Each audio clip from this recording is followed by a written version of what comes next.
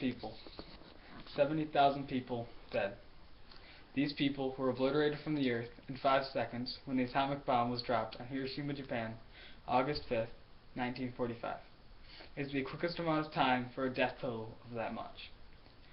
The total death toll of both bomb droppings was 225,000 people. We can't fully comprehend the horror of this attack, so let me put it into a different light. All of the Al-Qaeda attacks on the World Trade Center, the Pentagon, and the potential crash that landed in Pennsylvania all added up to 3,000 people. Nearly 100 times less than the attacks on Japan. America should not have dropped the atomic bomb on Japan because it was excessive, unnecessary, and untested. First, I will discuss how the atomic bombing of Japan was excessive. The atomic bombing of Japan was excessive because of the death toll. 225,000 people in 1 month due to these bombs. 2,400 died at in the Pearl Harbor bombings. Again, more than 100 times less than the atomic bomb. Also, they dropped 2 bombs, not just 1. After the second bomb in Nagasaki, Japan surrendered September 2nd, 1945. America had 2 more atomic bombs planned to be dropped, but Japan surrendered. The civilian death toll was major too. 95% of the deaths in Japan were all civilians. Most all the deaths at Pearl Harbor were military. Only 68 of the 2,400 people that died were civilians.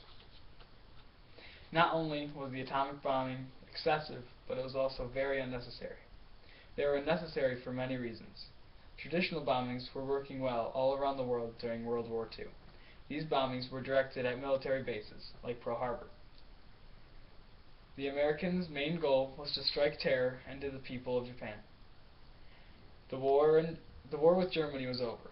It allowed for more resources on the Pacific because the war on the Atlantic was over. There was more ability to fight a war and not drop a bomb. We had more than enough soldiers and resources to win another war. Japan was already ready to surrender. They wanted to surrender and keep their honor, according to General Eisenhower.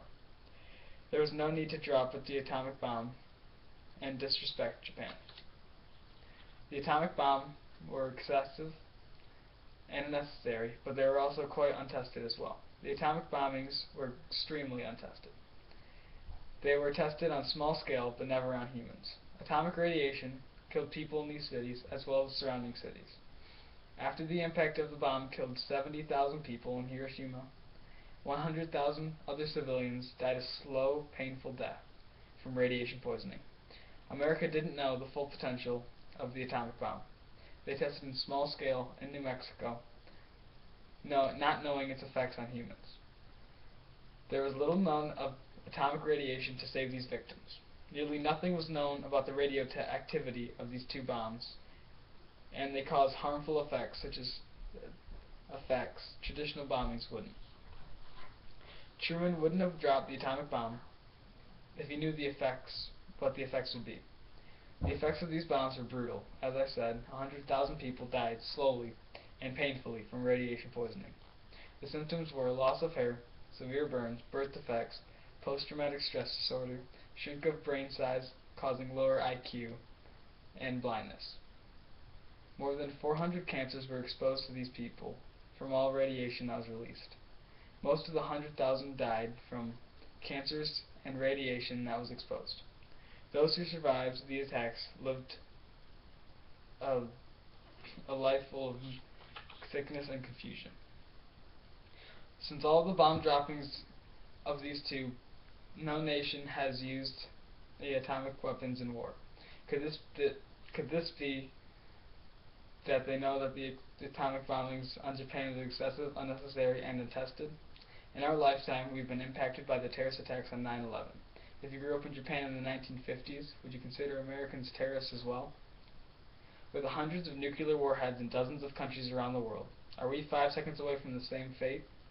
Or will we learn that America should never have used the atomic bombs and that we never will use them again?